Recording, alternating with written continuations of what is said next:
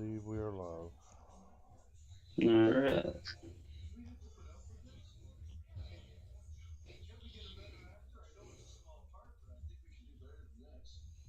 I believe we are live.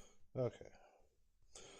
Alright, welcome to the episode 3 of Wrestling Review Podcast. I am your host, Hawkeye. Alongside with me, as always, is Animal 1377. What is up, everybody? And today we're going a little bit old school. Surprisingly, it was actually a really good one. I actually like this one. I did too. I remember ordering this when I think I was 17 when this come out.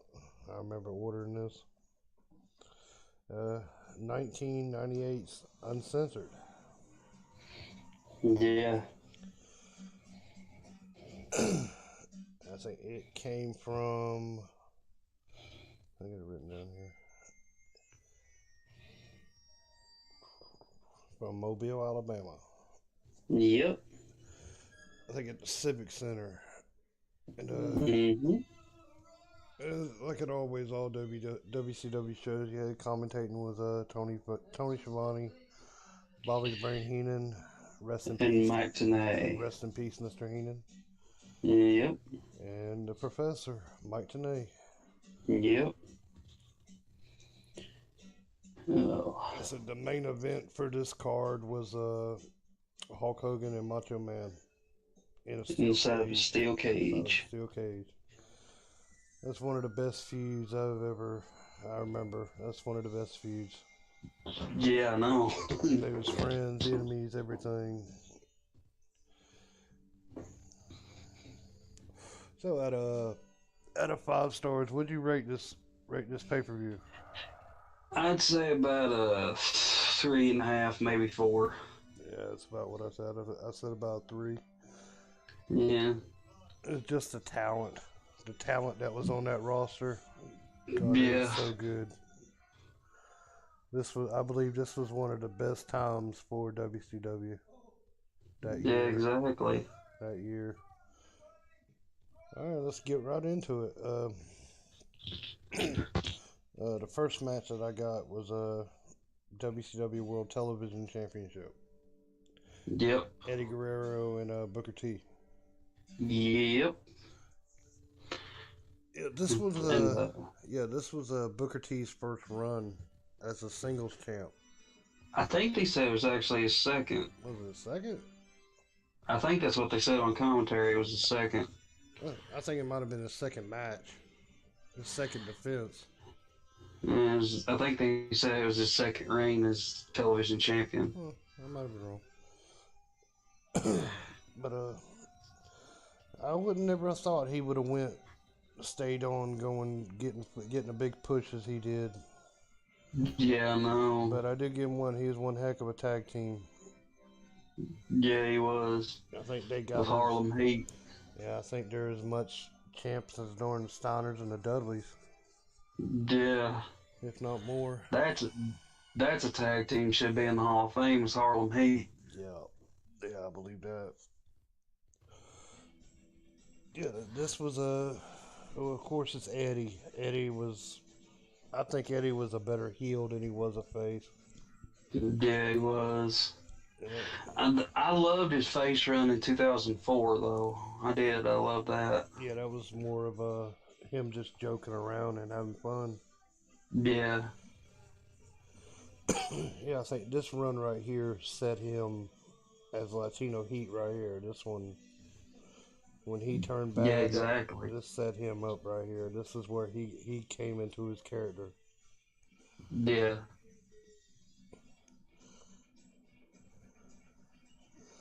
Eddie pretty much the whole match he went after after Booker T's knees. Yeah, he did. Yeah, that was a cool move when Booker T tried to scissor kick him, and he ran. Yeah, drop kicked the wrong knee. I love that. Yeah, that was good. That was really innovative. Yeah. That shows how you could study your opponent. Yeah. Was there any parts of that match that you that kind of stuck out with you? Like the part that stuck out to me was like at the end of the match, like whenever Booker had won, and like they kept pointing out Chavo's face, Yeah. looked like he had a snicker on his face, and Eddie comes out and says, "What was the What was the smile for?" And all of a sudden he pushes Chavo. Chavo pushes him back, and Eddie's like, "Okay, okay." And then they walk toward the entranceway, and Eddie attacks him from behind, and the announcers are not even showing any emotion Yeah, I to know they the didn't care. that that come the sneak attack from behind. Yeah, I know they missed out on that one big time. I was like, why are you not showing emotion for this? Yeah, the They were just they were just acting like it was just something like normal. yeah the part of the match I like the ending of it. It was good. The ending was real good when he tried to do the Frankensteiner off the top. Oh yeah, But Booker threw him off and he does a backflip and he lands on his feet. That was a good one. yeah, And he hits him with a drop kick. That was kind of I'm glad he got away from that move. That drop kick off the top. It wasn't as real as it wasn't as good as his Harlem Hangover. yeah. So, all right, the WCW the television title. Who was your best champions you thought of? Best champions for WCW television champion of any era of WCW. Yeah, since you might as well call NWA WCW.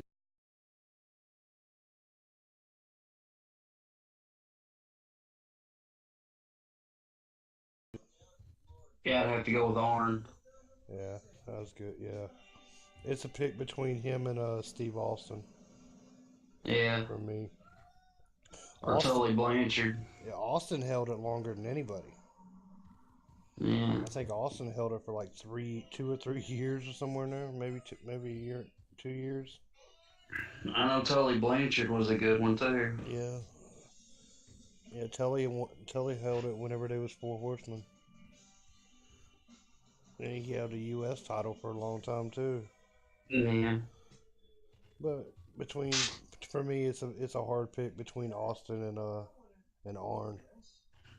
Arn held it for a long time.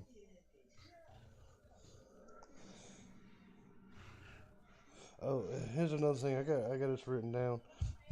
When they did the hard cameras, when they showed the ring and the crowd behind it. I wish they did this now. They don't do this anymore. The signs, all the signs in the back that everybody was holding up, they just tripped me out. There was one in the back that says Triple H can't climb Space Mountain. and then another one said Mean Gene is my dad. I miss them signs, and one of them McMahon fears Bischoff and all that. I miss those. yeah. I hate to say it, I loved them both. I flipped back and forth. WCW and WWE. Yeah, during that night, I had it. You know how on a remote control you got your previous channel? Oh yeah, Yeah, I had like two TVs like right next to each other, and like one was playing Nitro and the other one was playing Raw. Yeah, I remember. I think it was what the night that Mick Foley won. I think That was January 4th, 1999. God dang, man! How the hell do you remember that? How the hell do you know that? It's been in documentaries everywhere.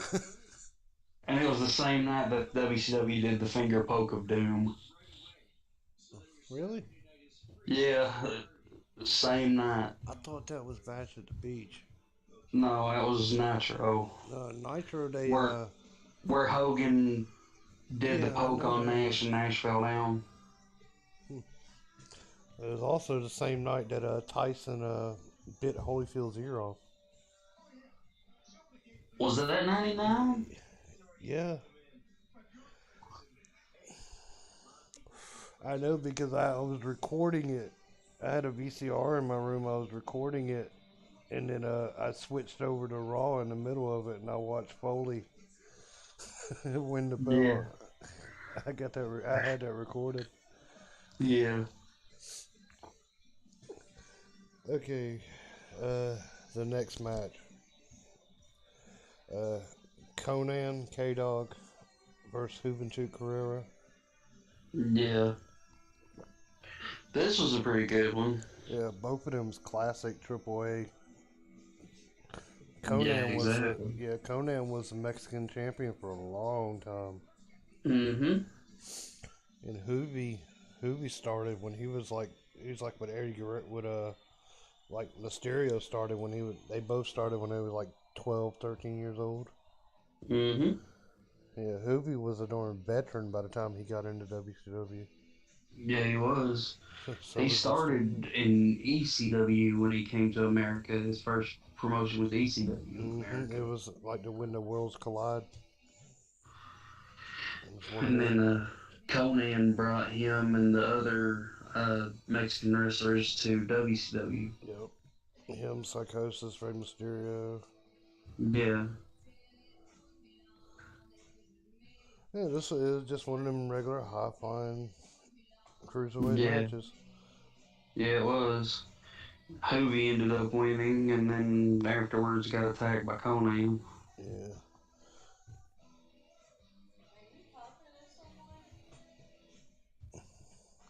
Yeah. Yeah.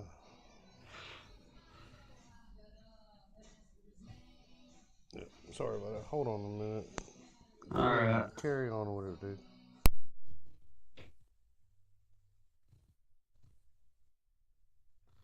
Oh.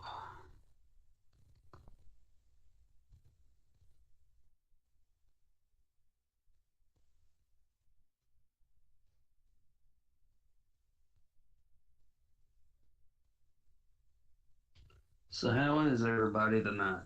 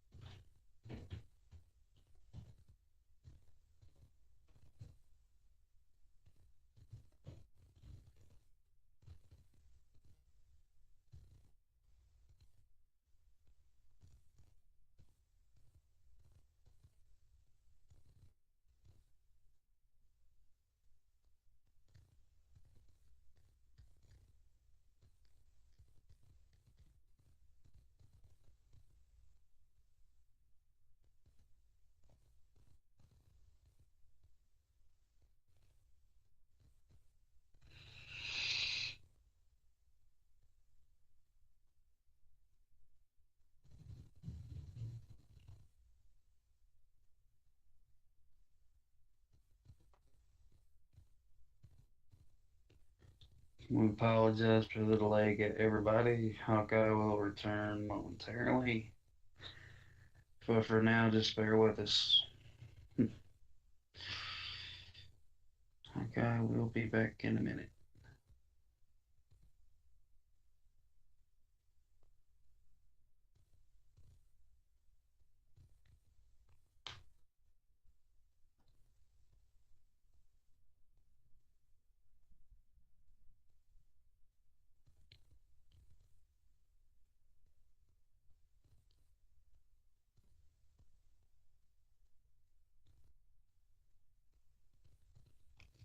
Sorry, man. You alright? Yeah, she kind of didn't know that I'd been doing this. Oh, you're alright. Just kind of wanting to get in with more people and then slowly bring her Mm-hmm. into it. Yeah. Oh. Did you keep going or did you just? I stayed quiet for a while, and then I said, everybody, sorry for the delay. Hawkeye will return momentarily. Oh, that's okay. Yeah. Okay, where was we at? We had just done the Conan versus Hoovy match. Yeah, that was a good ending too. I kind of like that. I like that ending. Yeah, I did. I did too. Yeah, he did. He tried to do the splash and he landed on his feet. Yeah. And Conan did something, and then Hoobie slid him into a backslide and won. Yeah. Yeah, after that, they did so this is another thing I wish they still did. Like what Mean Gene used to do all the dang time. Right after the match, they go up to him and he do an interview or something like that. They don't do that no more. Yeah. And he talked to JJ Dillon. Yeah. JJ Dillon, Like he was what was he? What they call him? he was chairman of Chairman of the WCW. board. Yeah. He talked about because the giant, aka Big Show. Wanted the power bomb Yeah. reinstated. Because what was it? A couple months early, or was it the Yeah, last? Kevin Nash a couple months before had power bombed Big Show and dropped him on the back of his head. Yeah. I wonder if that actually really hurt him. I know Big Show had done interviews and saying that it hurt like crazy. I believe it did. I was wondering if it was real or fake. Yeah, he did interviews like saying it was real because of all his weight coming down behind it. Yeah, on the back of his neck. I noticed that he was built back then. God, he was Yeah, built. he was muscular back then. Yeah. Well, he worked out with Hogan all the time. Yeah. Hogan was the one that brought him under his wing and all that. Mhm. I Okay. know. I was talking about this the other day with a buddy of mine. Uh, Big Show originally wasn't going to go to WCW. Hmm. He was training at a place called the Monster Factory. And you know how Jim Cornette was working for WWE at the time. Yeah. Jim Cornette knew the person that owned the Monster Factory. And he was talking to him one day, and and the guy told Jim Cornette, said, "Listen, I got this guy, and I think you'll like him. I think Vince will like him too."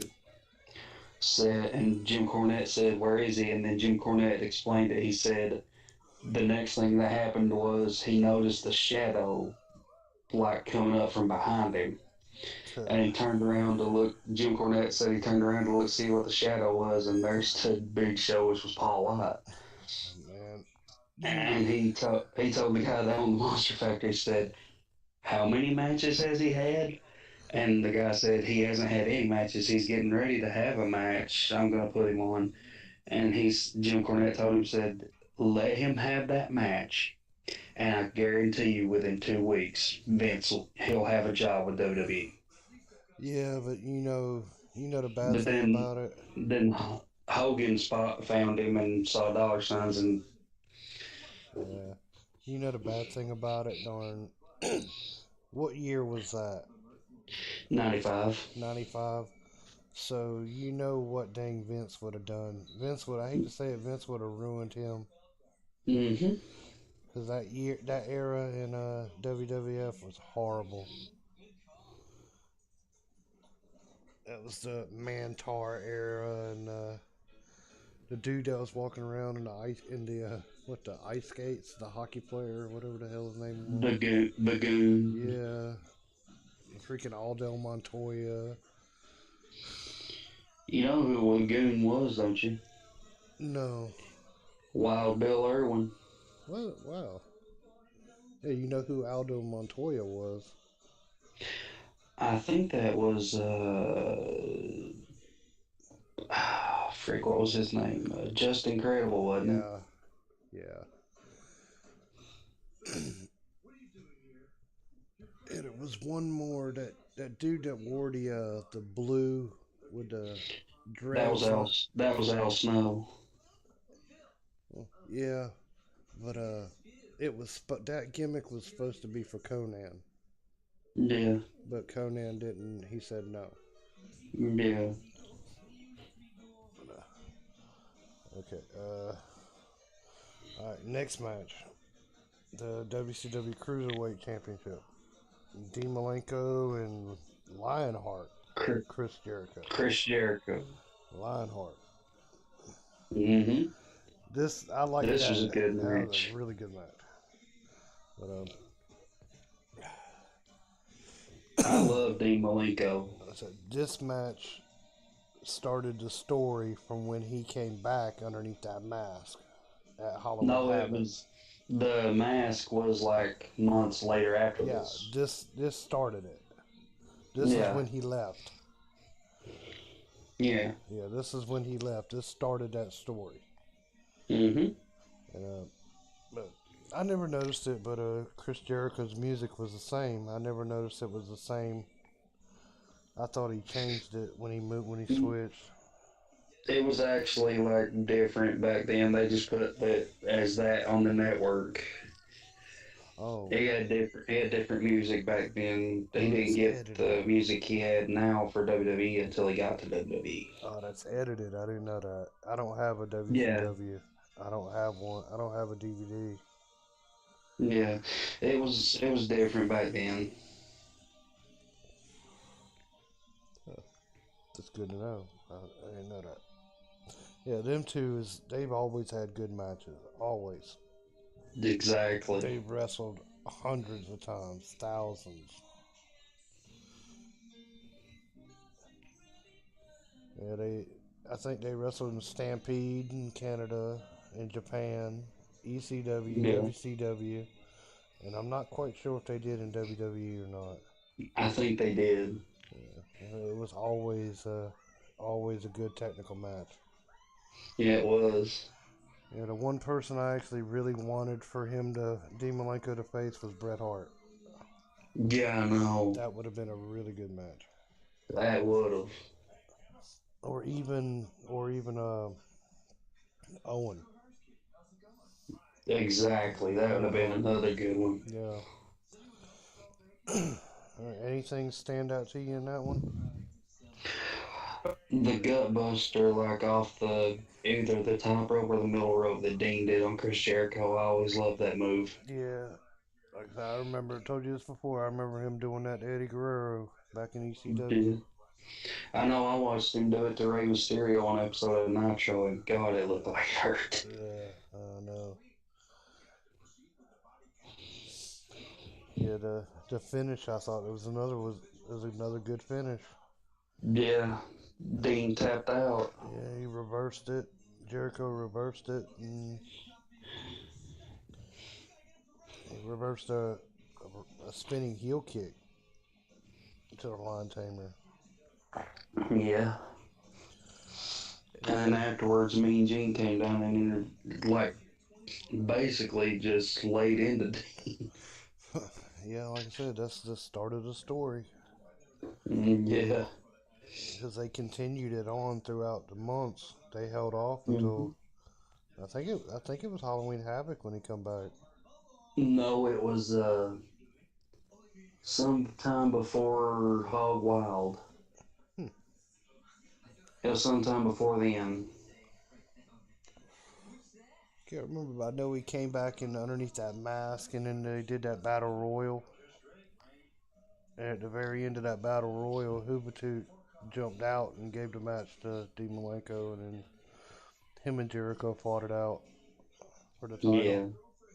and then Malenko won that one.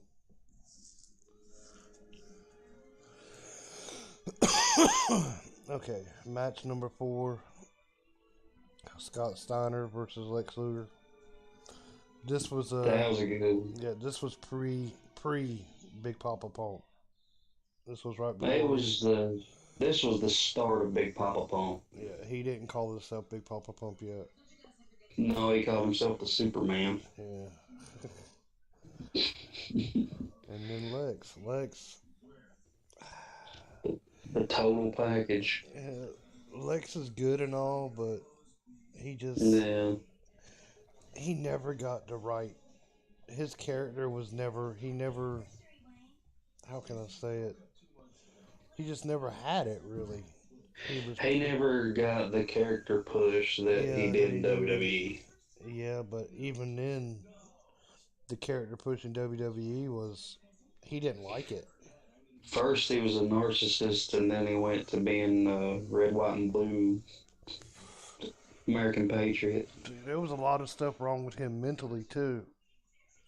The only reason they Addictions. made him the red, white, and blue American Patriot is because they wanted him to be the next Hogan. Yeah, and he didn't like that. He didn't like all the attention either. No. I remember that. I remember watching something about the when he got off that tour bus at the very end. Oh, they did him horrible on that tour. God, they did him bad. Oh, God. He ended up staying in that tour bus for like 17 hours a day, Oh, I know. nonstop, and he got out of there, and the whole darn crowd was all over him, and he wouldn't talk to nobody. He wouldn't do nothing. He just wanted to get out of there. He come off to being like a dick. I know he looks awful nowadays. Yeah, yeah. He's a Christian now. Yeah, he's bound to a wheelchair, from what I understood. Yeah, yeah. I think him and Miss Elizabeth ended up getting together after Yeah, before she she died. died. Yeah, and I think they was really messed up. And that's when she OD'd. Mm-hmm. But this match, it's just a classic Scott Steiner match. He just beats the crap out of him, Yeah. and then Luger comes back, and then he beats the crap out of him again. And Luger ended up winning. Yeah, Rick Steiner come out and distracted him, and yeah, this Yeah. sets up the Steiner brothers, both of them, darn going at each other for the next couple months. Yeah, because Scott had turned on Rick the pay-per-view previous to this one. Yeah, they held off for a long time, and they didn't. They didn't face off officially until like Halloween Havoc, but it ended up being in a tag team match. Yeah, I don't It know was why. the Giant and Scott Steiner versus Rick Steiner and somebody else. I forgot who it was. I think it was Buff. It was either Buff or Scott Norton, one of the two. Because I remember Scott was holding Rick, and I remember a point in that tag match at Halloween Havoc, Scott holding Rick, and the Giant was going up to the top rope, was going to come off with a drop kick, Yeah, and Rick ended up moving, and Big Show accidentally drop kicked Steiner, and Steiner went backwards. yeah, that was. He was good to actually darn be able to get up on the rope and do that. Yeah, As big as he was, or is. and then Okay, match number 5. I guess it was they called it a triple Jeopardy match, but it's basically a triple threat. Yeah, for the U.S. title. It's a falls count anywhere. Basically, hardcore triple threat. Yeah. It was Raven's rules because anytime Raven was in a match, it was always no DQ. That was the storyline in WCW for Raven was his contract stated that anytime he was in a match, it was always no DQ. Yeah, yeah, I remember that. That was it was pretty okay. It was okay. There's another one. I actually enjoyed that one. That wasn't that bad. Yeah, well, I loved it. Only thing I Especially the story of them continuing to build the story of Diamond Dallas Page as this like person that always rises to the occasion. He always comes through at the end, and he's always willing to crawl through especially when he's hurt. yeah, to never give up. He still does that. Yeah, He still does that. yeah, Yeah, they went from the ring to the hall to the stage to the. They didn't go in the back, and they even threw in the kitchen sink on it. yeah. I think it was Benoit that hit him with a kitchen sink. I think they went in the crowd once, didn't they? I think they did. I think it was on the way back to Yeah, when they put DDP through the stage thing, the screen. yeah.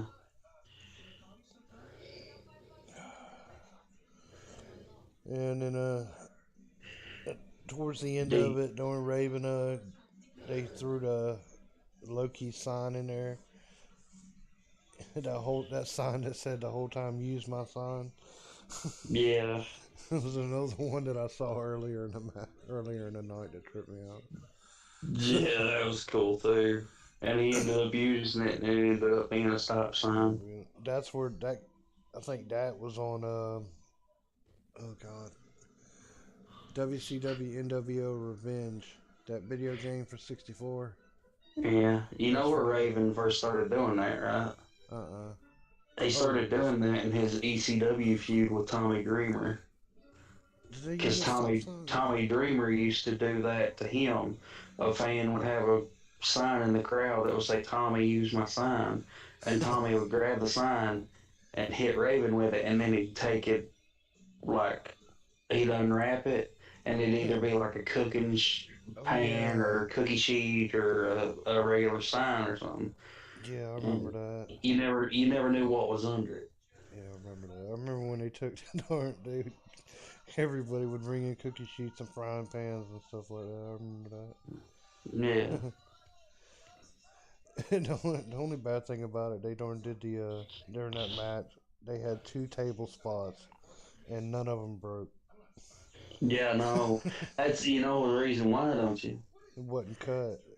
The tables they had wasn't gimmicked. Yeah, they wasn't cut at the bottom. Yeah. Yeah, you can see it on the ones that are gimmick. They Them have it them cut. tables that they get that break real easily and shatter into a billion pieces, those are gimmick tables. Uh-huh. Plus, like I said, there's some of them that they're cut down the middle. They're cut on the Yeah. bottom, about a quarter of an inch cut. Yeah. Well, like I said, that's another good finish. And Raven was on the top, and DDP hits Benoit and throws him off to the floor, and then hits Raven with a diamond cutter through a table that didn't break. Yeah, I know. Okay. That match, I give that one like a 3. I'll give that a 3 stars. It The could have been same better. here. It could have been better if the tables would have broke. I'd have gave it a 4. The same here. Okay, match number 6. Big Sexy Kevin Nash versus the Giant, aka the Big Show. Yep. I said this one I was kind of. It's. I guess it was It a was builder. it was basically a typical giant versus giant match. Yeah, slow and big hits, and that's As about it. Kevin Nash would explain it, it describe it, it was like two Abram tanks going on a head-on collision. Yeah.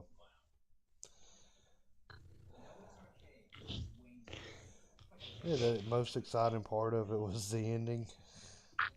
Yeah, Yes. Big Show choking slamming everybody in sight. And then Nash comes back and smacks him across the back with a bat, and it shatters. Yeah, and he's going to he's gonna go power bomb him, and then Giant ends up like hulking up.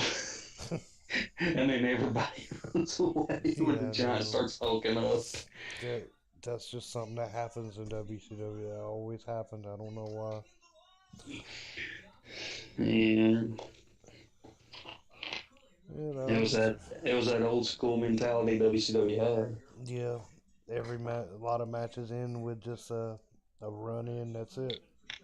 Yeah, It happened. It got to where it happened every single night, yeah, I know. Every Nitro, it would happen. You know what that's called when you do it too much?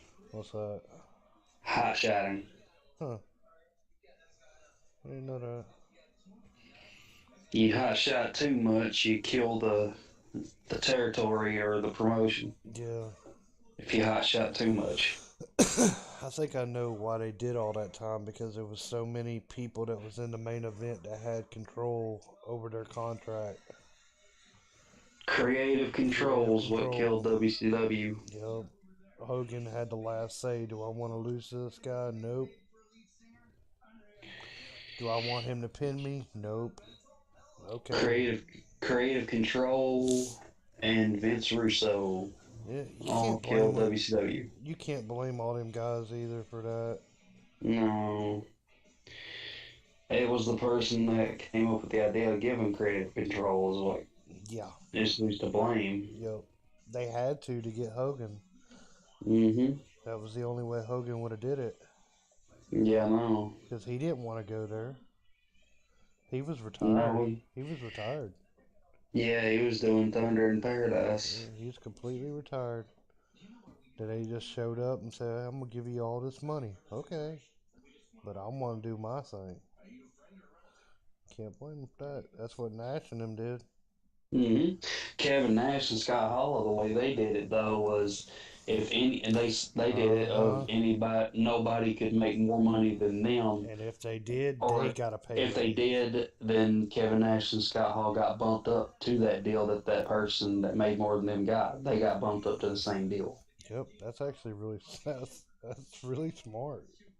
Hmm. If they're dumb enough, if them people are dumb enough to say yeah on that, more power to It's them. it's because of Kevin Nash and Scott Hall that there's guaranteed contracts in wrestling today. Uh huh. Them going to WCW and doing that is what created guaranteed contracts in wrestling. Yep. Okay. All right. Match number 7. Kurt Hennig, aka Mr. Perfect, Mm-hmm. with Rick Rude versus Bret Hart. Yep. This is they've had better matches, but I think they They had put they had better matches in WWE. yeah, but I think they in this match they put all their matches together and tried to do different spots from each matches, and it didn't quite I work. think they basically tried to do their greatest hits. Yeah, that's what they tried to do, and it didn't work. Yeah.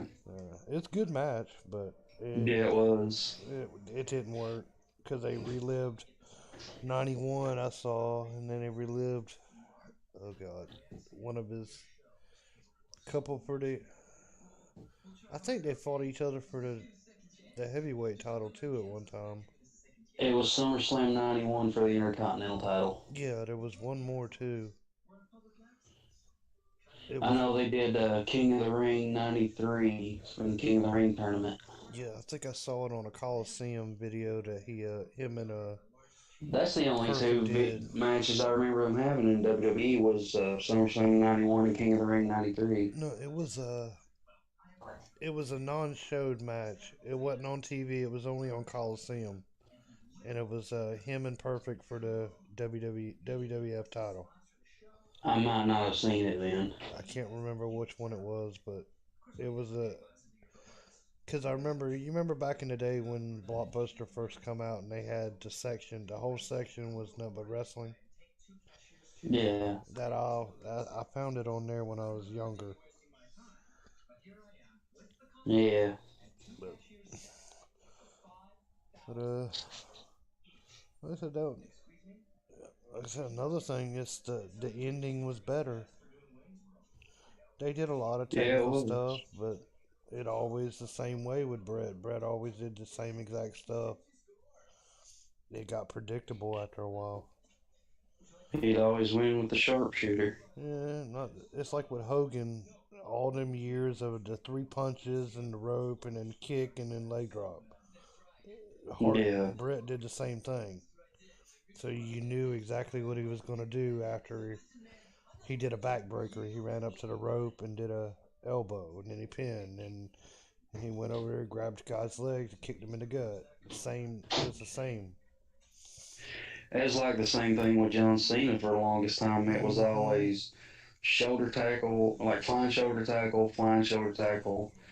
The guy gets up, goes to take a swing. John Cena goes behind him, Mm-hmm. picks him up, does that slam move, does the five knuckle shuffle, then either picks him up for either the attitude adjustment or the STF. Yeah, same thing.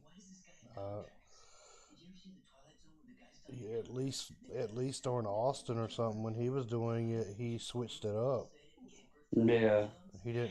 like the only thing he did that was repetitive, like Austin, the only thing Austin ever did that was repetitive was like the Luthez press into the stunner. Yeah, That was the only thing repetitive. yeah. But like I said, after That and those and the stomps that he would do to the person that was sitting down in the corner. yeah, The mud hole stomp. we need it. I swear to God, WWE needs another one of him. Yeah, no. That needs to be bad.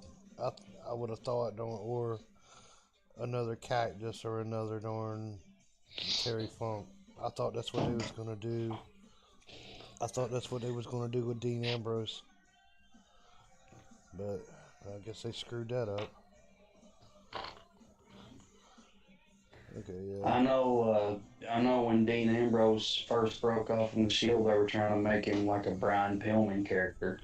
yeah. I think he should have went darn a mix between Cactus and Funk. That's what I think he should have did. Because I know Dean Ambrose has said that one of his inspirations was Brian Pillman. Yeah. Yeah, but we already got a Brian Pillman. His son's doing his gimmick now. Yeah, Yeah, have you seen him? I haven't, but I've heard of it. Oh, he's good. I've had a buddy of mine tell me about it, Yeah, and he's I've good. been trying to look for it. No, it's on there. Brian Pillman the third. Yeah. Okay. All right, match number 8. World Heavyweight Championship. Scott Hall. That's where he with Dusty Rhodes. I didn't understand that to begin with. What it was one, the reason Scott Hall had this match is because he won the World War III Battle Royal back in November of '97, Yeah, and he ended up getting the title shot. yeah, but Hogan was champion at the time. Well, Hogan had the match with Sting, and the match ended in controversy, so they had to vacate the title. So they had to decide who would be the champion. So they decided it at Super Brawl, and then whoever won the match at Super Brawl is who Scott would end up facing at Uncensored. Yeah, And then the reason Scott's corner was because Larry Zbyszko had a match with Scott Hall at the January pay-per-view, sold out. And Dusty Rhodes come out, and they thought Dusty was coming out to save Larry Zbyszko, but he ended up turning on Zbyszko and joining Scott Hall and joining the NWO. yeah, Because Dusty Rhodes is one of Scott Hall's mentors. yeah. He started him out in it. Mm-hmm. No, no, he didn't. Well, yeah, he did because he started out down there in Florida. Mm-hmm. Yeah, and he went to Georgia, and then he went to Minneapolis. Then he went to Mm-hmm. Atlanta, went to WCW in the beginning. That's where he Yep. met. When he met Paige and all that up there in AWA. Did you ever see him in AWA? I've seen like reruns back Getting when they Scott showed Hall. reruns on ESPN a few years ago, Yeah, I remember that. but I've also watched them on the network. He went there, and then he went to WCW the I've first time. I've mainly been watching like AWA wise. I've mainly been watching like Road Warrior matches for my AW.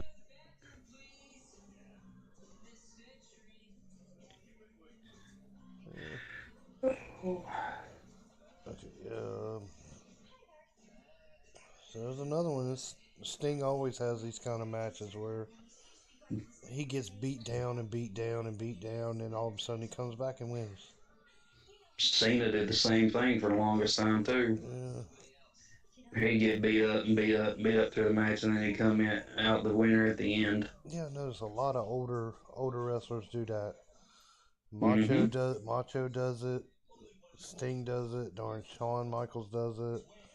Darn, Hogan did it. Hogan did it for a long time, and then Cena did it for a long dang time, and Mm-hmm. I guess it's that underdog story they're trying to. But after so many years of seeing that, it gets old. It does.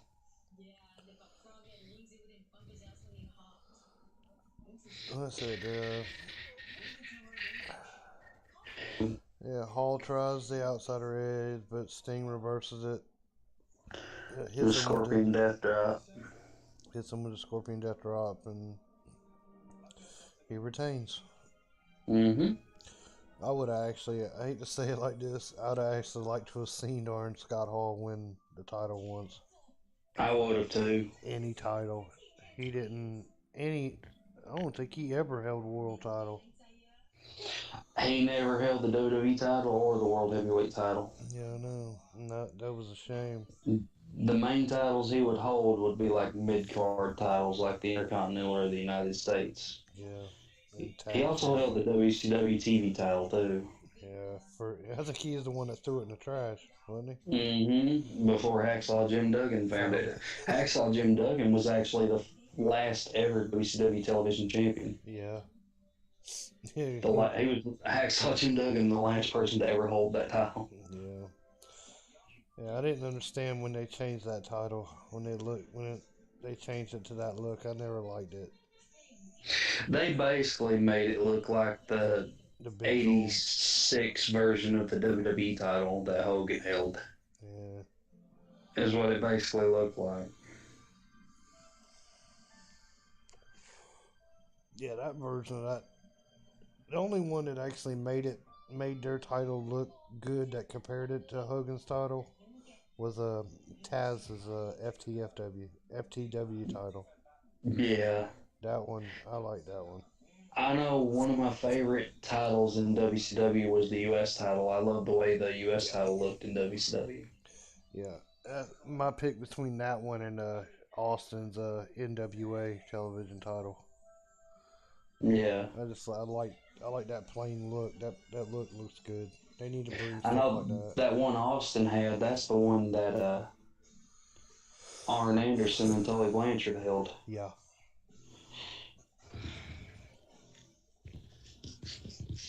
Yeah. Okay, I believe we're at the main event now. Mm-hmm. Hollywood Hogan versus Macho Man. It was Steel Cage. Steel cage. Uh, like I said, them two has been going at it. Oh my god, since what? Since the mid 80, 80s. 86. Somewhere around in there. I remember he even faced Hogan right after Hogan won the world belt from Mm-hmm. the big green one. He The faced Iron him way back Sheik. then. He faced him way back then. Mm-hmm. And then he faced him again when he had the Intercontinental title, and then they teamed together, and There's the then Mega Powers. yeah, the Mega Powers, and then they fought each other at WrestleMania I'm 5. still I'm still wondering why WWE never did put the tag titles on them as big as they were. Uh, I think it's because it was different. The tag. You ever notice they didn't do that to anybody? That was two single guys that came together. Yeah, I The know. tag team meant more. That's another thing that we need more of. We need to start going back to that again. We need to go back to that tag team again. Oh, have you heard what's going on with the revival? No. Where they're holding the Raw tag titles right now, they're wanting to get rid of that look at those Raw tag titles. They're wanting to bring back the tag titles that were in the Yeah. WWE in the 80s. Yeah, I remember that. I seen that. They're wanting to bring that title back, and I hope Good. they do bring that back. Good. Yeah, I want them to bring back all the old ones. That'd be so cool. Because the belts just look stupid now. They look like 2 quarters. Yeah, they do. Just like the ones they had before that looked like 2 pennies. Yeah, it does.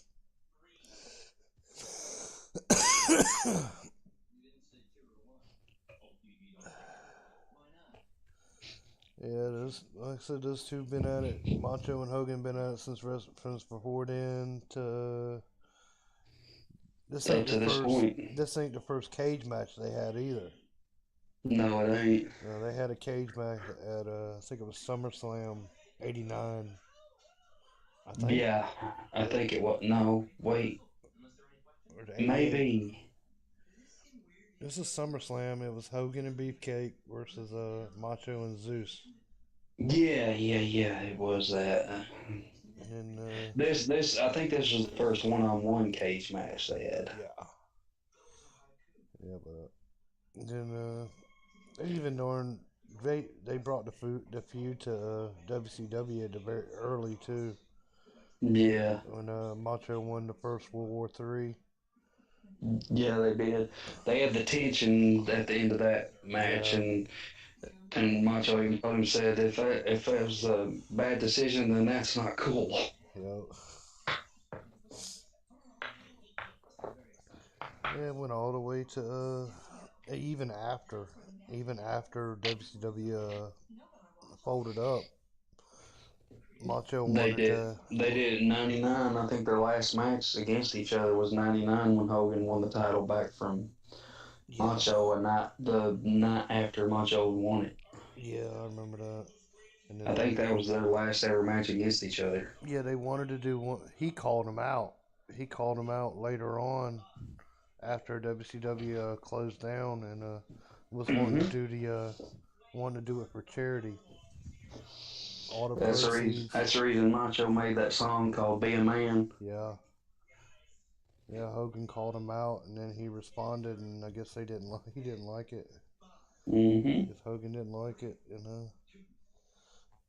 and that was I think that was the last his Macho's last interview.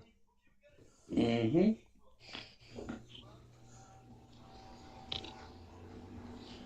I know. Let's see. This match was actually pretty good. Yeah, Hogan went off all vicious on a while, and Savage sitting there taking a beating, and then when he started seeing the It was a blood, typical Hogan Savage match. yeah, when he saw the blood, Savage kind of Hmm went. He started getting hyped up and ended up.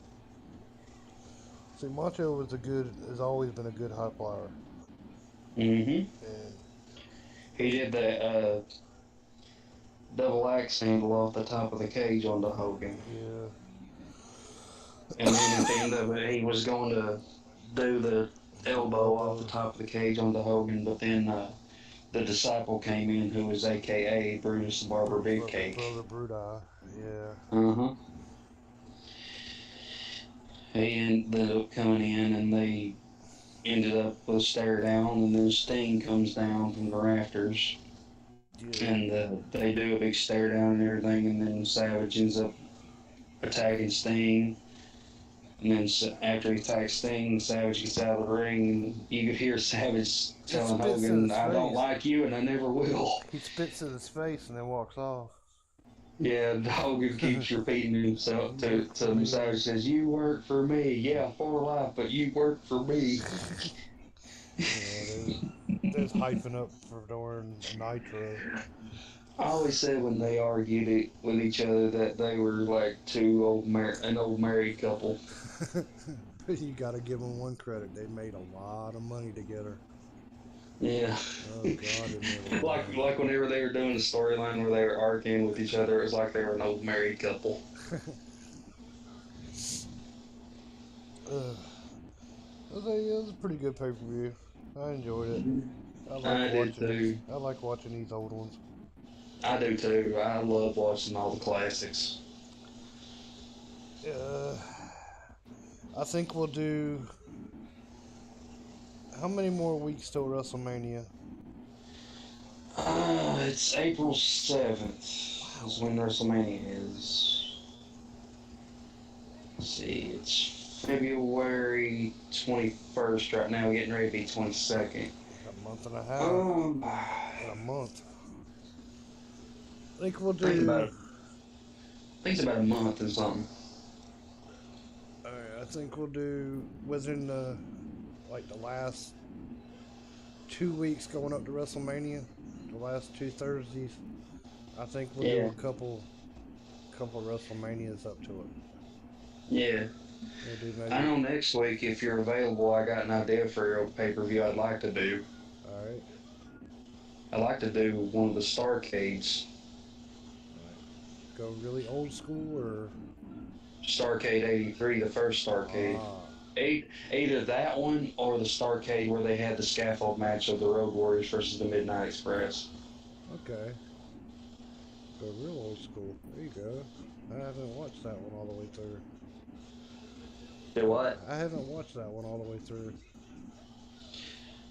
I'd like to do one of those two. There you go. That's a good idea. I think we'll do that next week. And to figure out which one would be... Which one would you say you would want to do out of those two? I'll tell you what, let's do the first Starcade first. Do the first Starcade first, Flair versus Harley Race. Yeah, out of Greens. I know it was in Greensboro. Greensboro Coliseum. Yeah. And then we'll do the... So you heard it here, folks. Next week we'll be doing Starcade 83. There you go. A Flair for the gold. A Flair for the gold. Okay, that's a pretty good episode here today. Animal Man, you got any last words? Love y'all. Plug your channel. And beware of the NWO. Yeah, because they here. You'll end up arguing like an old married couple.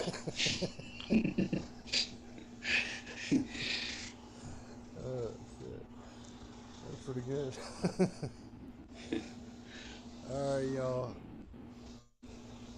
This is Hawkeye. I just want to say thank you for watching. If you haven't already, hit the subscribe button. Please give this thing a like if you can. Leave a comment down below. Tell us what you think. If we're full of crap, tell us we're full of crap. I don't care. If you liked it, tell us, hey man, you like it. If there's something you think we need improvements on, tell us. Don't be afraid to tell us. Yeah, I'd like to get to know a lot of people on here. I would love for someone to tell me what I need to improve on, and I would be more than happy to improve on it. Yeah, we don't know anything if nobody will talk to us. Yeah, exactly. And I'd like to maybe either tomorrow or the next day, maybe come up here and just do a panel and just talk. Mm-hmm. Yeah. Or maybe we can get a couple people in here and see what... I know the next couple of days I'm going to be busy. Tomorrow I got appointments and everything, and then the next day after that I'm going to be going over to my granny's for the day. Yeah, you're fine. Spend time with your family, dude. Alright. Next available chance, we'll get up here and do it. Alright. All right, y'all. I hope you enjoyed, and I will catch you all on the next one. Peace out, everybody. Everybody.